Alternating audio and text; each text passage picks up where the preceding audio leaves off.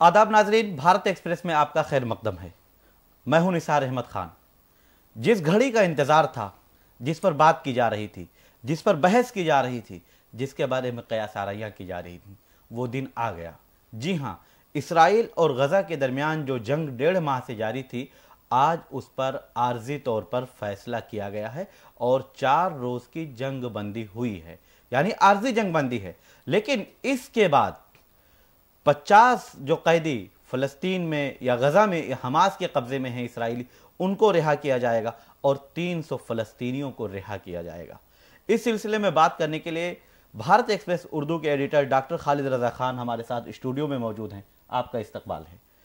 300 फ़लस्तीनियों को रिहा किया जाएगा, ये इसराइल ने अभी थोड़ी देर पहले अपनी लिस्ट जारी की है, जिसमें तकरीबन 150 ख़वातीन शामिल हैं। आप इसे कैसे देखेंगे? 1.5 महीने के बाद एक फैसला हुआ है, बड़ी पेशरफ्त हुई। ये जो फैसला हुआ है, ये जो आर्जी जंगबंदी है, जिसे पॉज कहा जा रहा है कि वॉर के दरमियान पॉज, तो इसका हर तरह से तमाम दुनिया खैर मकदम कर रही है और हम तमाम लोग इसका खैर मकदम करते हैं। इसको वेलकम किया जाना चाहिए। और जिस तरह से जो इसराइल ने जो लिस्ट जारी की है, वो भी एक पॉजिटिव कदम है। और उसके बदले 50 यरगमाली जो हमास ने इसराइली यरगमाली बना रखे हैं, उनको रिहा करने की बात हुई है। जो एग्रीमेंट हुआ है उसमें यही हुआ है कि 50 यरगमाली रिहा किए जाएंगे। और हालांकि ये अभी जंगबंदी 4 दिनों की है और इस 4 दिनों के बाद ये इसराइल मुआहदे में ये है कि हर 10 कैदी के साथ एक दिन की, यानी हर 10 यरगमाली, अगर 10 यरगमाली हमास के लोग आजाद करते हैं, रिहा करते हैं, तो एक दिन की जंग में मोहलत मिलेगी। तो यह भी एक अच्छा कदम है। लेकिन सवाल यहां पर बहुत बड़ा है, क्या इस तरह की शर्त एक तरफा नहीं लगती है? क्या इस तरह से 10-10 करके अगर वो तमाम 250 लोग अगर रिहा कर दिए गए, वो जो यरगमाली हैं, जो इसराइली और जो गैर मुल्की, जो इसराइली शहरी भी हैं, जो डुअल सिटीजन हैं, उन लोगों को अगर रिहा कर भी दिया गया, तमाम लोग अगर रिहा हो गए, 250 लोग एक के बाद दिगरे, अगर ये मौका अगर 20-22 दिन के बाद जब पूरी होती है मियाद, एक दिन करके, तो उसके बाद क्या होगा? जिस तरह से इसराइल ने इशारा दिया है कि उसके बाद फिर जंग होगी, तो क्या हमास ने इस शर्त पर कबूल किया है, इस एग्रीमेंट को, इस मुआहदे को, कि वो फिर से जंग के लिए तैयार होगा 20-22 दिन के बाद, एक दिन करके? और अगर नहीं बढ़ाएगा तो क्या फिर 4 या 5 दिनों के बाद फिर से जंग, फिर से उसी तरह से इसराइल की जानिब से हमले होंगे? कई ऐसे सवाल हैं जो अभी जिसमें क्लैरिटी नहीं है। मुआहदे की शिक में, मुआहदे के अंदर क्या क्या चीज़ें हैं, वो अभी पूरी तरह से तमाम जो न्यूज़ एजेंसी हैं उनके जरिए अभी बाहर नहीं आ पाया है। लेकिन हाँ, ये जो बातें बाहर आई हैं, जो बातें पब्लिक डोमेन में आई हैं, वो उसको वेलकम किया जाना चाहिए। डॉक्टर साहब, हम बात कर रहे हैं अभी जो 4 रोज़ा जंगबंदी का ऐलान कर दिया गया है, यह आर्जी जंगबंदी है और इसके बदले कैदियों की रिहाई की, तबादले की बात की जा रही है। ये एक मुस्बत कदम है, लेकिन जिसका आपने जिक्र किया कि हर एक दिन की मोहलत के लिए 10 कैदियों, अभी इस पर कोई बातचीत नहीं हुई है, अभी इसका कोई खाका सामने नहीं आया है। ये इसराइल की तरफ से कहा गया है। लेकिन क्या इसे हमास की कामयाबी के तौर पर नहीं देखा जाएगा कि 50 कैदियों के बदले 300 फ़लस्तीनी रिहा किए जाएंगे? और हमास का पहले दिन से यही स्टैंड था और उसका यही सवाल था कि हमारे जो कैदी इसराइल ने कैद कर रखे हैं फ़लस्तीनियों को, उनको रिहा करना होगा। ये हमास की कामयाबी नहीं है? नहीं, ये देखिए, ये कई तरह से ये फ़लस्तीनियों की कामयाबी है और ये इसराइलियों की शिकस्त के तौर पर इसे ये दुनिया इसे देख रही, इसलिए कि 45 दिन यानी 1.5 महीने के बाद भी इसराइल ये दुनिया के सामने फिगर पेश करने में नाकाम रहा कि उसने हमास के कितने एस्टैब्लिशमेंट्स को, कितने जो भी कमांड सेंटर हैं, कई तरह के सेंट्रल कमांड सेंटर, किसको तबाह किया कि नहीं किया, कितने हमास के लोगों को पकड़ा, कितनों को मारा, ये कोई फिगर नहीं है किसी के पास भी। इसराइल भी ये फिगर नहीं दे पा रहा है, सिर्फ मासूमों की जान गई है। तो उसके बाद, और उधर से इसराइल तमाम जो खबरें हम लोग गुज़श्ता दिनों डिस्कस कर रहे थे कि इसराइल में भी ऐसा कोई कब्रिस्तान नहीं है जहां पर रोज़ाना हर 1 घंटे के वक्फे से किसी इसराइली फ़ौजी की लाश न जा रही हो दफन होने के लिए। تو ایسے میں اسرائیل کے لیے بھی بڑا خسارہ ہے. تو 1.5 مہینے کے بعد بھی اسرائیل جس طرح کا اپنے آپ کو دعویٰ کرتا رہا ہے, جو دنیا کو کے سامنے بھرم رہا ہے کہ وہ ہائی ٹیک ہے, وہ اس کی سرکار پولیٹیکل ول والی ہے, اس کی IDF جو اسرائیلی ڈیفنس فورسز ہیں وہ جو ہے وہ اس طرح سے ہیں کہ ان کو کوئی بھید نہیں سکتا, ان کے جو ہتھیار ہیں, جو ٹینکس ہیں, وہ اس طرح کے ہیں کہ وہ ان کو کسی طرح کا بم, کسی طرح کا حملہ اس کو نقصان نہیں پہنچا سکتا. یہ تمام چیزیں ایکسپوز ہو گئیں, ان کی موساد جو ہے انٹیلیجنس ہے وہ ایکسپوز ہو گئی.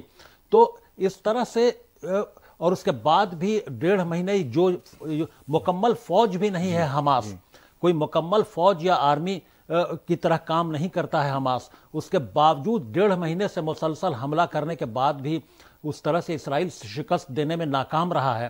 تو یہ سمجھا جا سکتا ہے کہ یہ اسرائیل کی ناکامی ہے, اور پھر ٹیبل پر آ کر یہ بات چیت کر کے معاہدہ کرنا کہ یرغمالی رہا کیے جائیں, اس کے بدلے 300 فلسطینی رہا کیے جائیں گے. ابھی حالانکہ جو بیشتر اس میں نابالغ 18 سال سے کم عمر کے ہیں, جو فلسطینی جیلوں میں بند, جو فلسطینی اسرائیلی جیلوں میں بند ہیں, ان کو رہا کیا جا رہا ہے.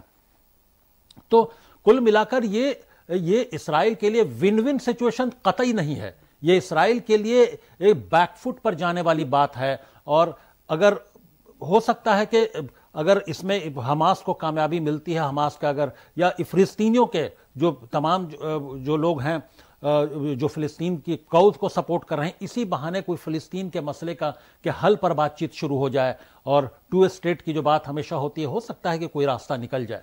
اسی میں جب ہم دیکھتے ہیں کہ قطر کی ثالثی سے یہ پورا فیصلہ کیا ہوا ہے اور قطر نے ایک اہم قدم اٹھایا ہے, اس کو آپ کیسے دیکھیں گے کہ جب OIC کے اجلاس میں کوئی فیصلہ نہیں بن پا رہا تھا, متفقہ فیصلہ نہیں ہو رہا تھا, کوئی بڑی بات سامنے نہیں آ رہی تھی, حالانکہ اس درمیان ہم نے دیکھا ہے کہ سعودی عرب کی طرف سے کئی پیش رفت ہوئی ہیں اور کئی بڑی باتیں سامنے آئی ہیں.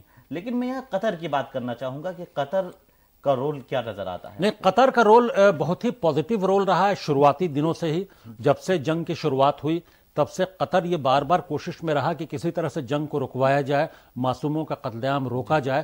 تو یہ مثبت قدم, یہ پازیٹیو قدم قطر کی جانب سے شروعاتی روز سے ہی اٹھایا جا رہا ہے.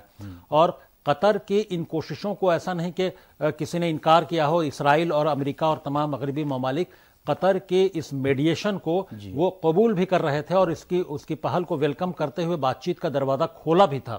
اور بات چیت کا دروازہ جو شروع میں کھلا تھا, وہی کئی مرحلوں کی بات چیت کے بعد آج جو نتیجہ نکلا ہے کہ 50 یرغمالی یعنی ایکسچینج آف سواپنگ آف جو پریزنرز اور جو ہوسٹیجز ہیں, تو ان کا وہ جو نتیجہ نکلا ہے, تو یہ انہی بات چیت کا شروعاتی دنوں سے جو کوشش قطر کر رہا تھا, تو انہی کا اسی کوششوں کا نتیجہ ہے یہ کہ آج یہاں پر آ کے تمام لوگ پہنچے ہیں کہ جنگ بندی جو ہے عارضی ہی صحیح, لیکن جنگ بندی ہوئی ہے, ہونے کا فیصلہ ہو گیا ہے.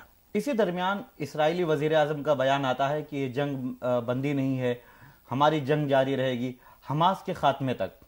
ایک طرف وہ بیک فٹ پہ ہیں, 50 کے بدلے 300 فلسطینی رہا کرنے کا اعلان ان کو کرنا پڑا ہے, ان کو جھکنا پڑا ہے. تقریباً 1.5 ماہ سے زائد کے وقت کے بعد وہ حماس کو ختم کرنے میں ناکام ہوئے ہیں, جس کا ذکر آپ نے کیا. اب وہ اس طرح کی بیان بازی کر رہے ہیں کہ ہماری جنگ جاری رہے گی اور حماس کے خاتمے تک ہم یہ جاری رکھیں گے. اس کو آپ کیسے دیکھیں گے؟ نہیں, دیکھیں, اسرائیل کے جو وزیر اعظم ہیں بنجامن نتنیاہو بہت زیادہ دباؤ میں ہیں, اور دباؤ اس طرح سے, ایک تو عالمی دباؤ, تمام طرح کے پروٹیسٹ کا دباؤ, تمام جو عرب ممالک ہیں وہ چاہے زبانی جمع خرچ سے کام لیں یا لفاظی سے کام لیں, وہ تمام دباؤ اسرائیل پر کام کر رہا ہے. تو وہ, اور اس کے علاوہ جس طرح سے اسرائیل میں 1400-1500 لوگ اسرائیلی مارے گئے جو حماس کا حملہ ہوا, اس کے بعد جو آرمی کا حملہ ہوا, فضائی حملے میں بھلے ہی نقصان نہ ہوا, لیکن جب سے گراؤنڈ فورسز اسرائیل کی IDF گراؤنڈ پر اتری اور غزہ کے اندر داخل ہوئیں, تب سے یکے بعد دیگرے اسرائیل کا بھی نقصان ہو رہا ہے. اور وہی بتایا کہ ایسی کئی خبریں آ رہی ہیں جس کو اسرائیل کی جانب سے, اسرائیلی حکومت کی جانب سے, اسرائیلی ڈیفنس فورسز کی جانب سے پبلک ڈومین میں یا میڈیا کے سامنے نہیں آنے دیا جا رہا ہے، اور یہ خبریں کئی سورسز سے چھن کر آ رہی ہیں کہ ہر گھنٹے اسرائیلی فورسز کی موت اور ان کی لاشیں اسرائیلی قبرستان میں پہنچ رہی. تو یہ بہت بڑا دباؤ ہے، عوام کا بہت بڑا دباؤ جھیل رہے ہیں. اسرائیل کے اندر عوام کی ایک بڑی تعداد ہے جو جنگ بندی چاہتی ہے. تو اور یہ فوجیوں کا اتنا بڑا نقصان، فوجی جو اسٹیبلشمنٹس ہیں، جو اسلحے ہیں، جو ٹینکس ہیں، ان کا بڑی تعداد میں نقصان ہونا. تو کل ملا کر اسرائیل پر، بنجامن نتنیاہو پر ایک دباؤ بھی ہے بہت بڑا. تو حالانکہ اس دباؤ کو کم کرنے کے لیے وہ ضرور یہ کہتے ہیں کہ حماس کے خاتمے تک یہ جنگ جاری رہے گی، لیکن یہ دیکھا جائے کہ حماس کے خاتمے تک، چونکہ ابھی تک حماس کا کتنا خاتمہ ہوا ہے یہ دنیا کو نہیں پتا ہے، یہ اسرائیل نہیں بتا پایا. تو یہ خاتمہ کب تک ہوگا اور کتنا ہو پائے گا یہ کسی کو نہیں پتا ہے، نہ اسرائیل کو معلوم ہے.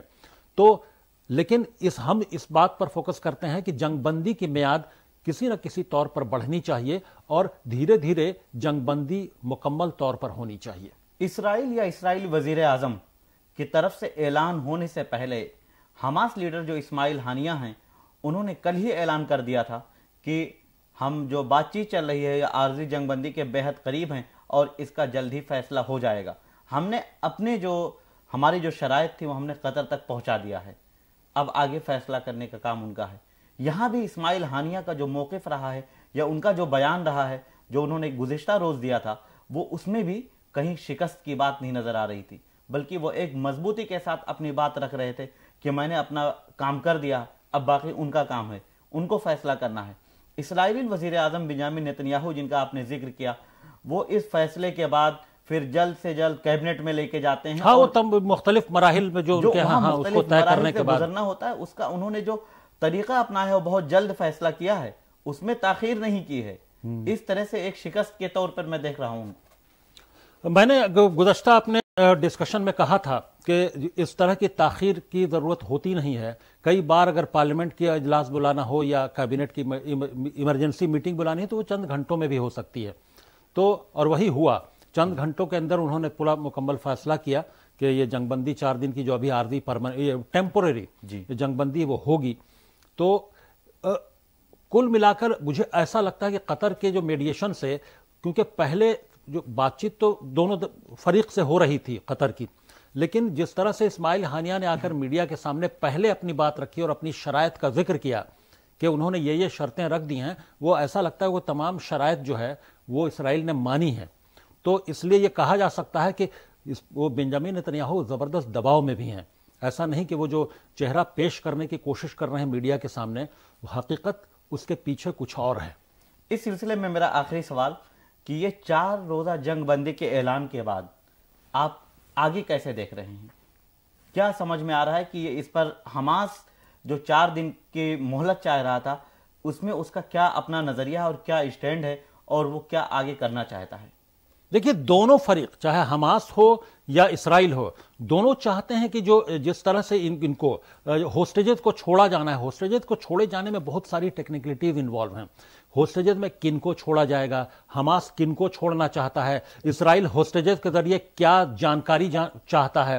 کیونکہ اسرائیل کی یہ کوشش ہوگی جو 50 لوگ باہر آئیں ان کے ذریعے جو حماس کا کمانڈ سینٹر ہے، حماس کے جو ٹنلز ہیں، جو سرنگیں ہیں، کیسے وہ آپریٹ کرتے ہیں، کون کون سا ہتھیار استعمال کرتے ہیں، کیسے ہتھیاروں کو آپریٹ کرتے ہیں، کہاں سے وہ کیسے حملہ کر رہے ہیں، ان کی کیا اسٹریٹجی ہے، کیا موڈس آپرینڈی ہے، یہ تمام چیزیں ان ہوسٹیجز کے ذریعے وہ جاننے کی کوشش کرے گا اسرائیل اور اسرائیل کی IDF.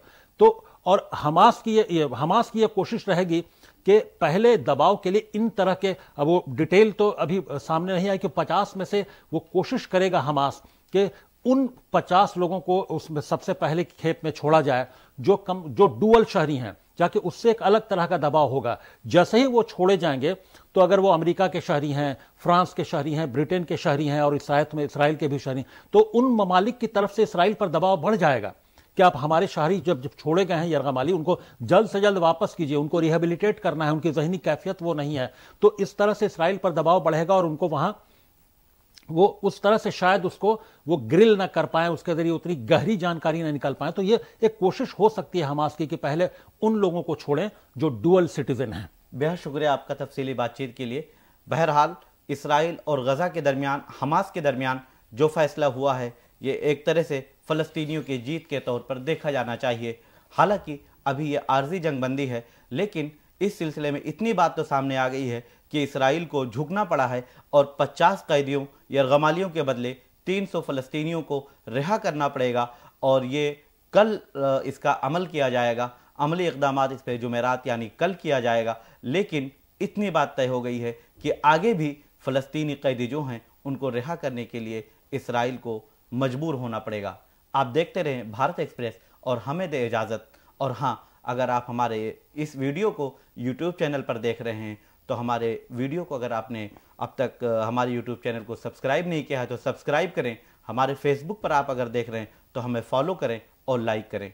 शुक्रिया।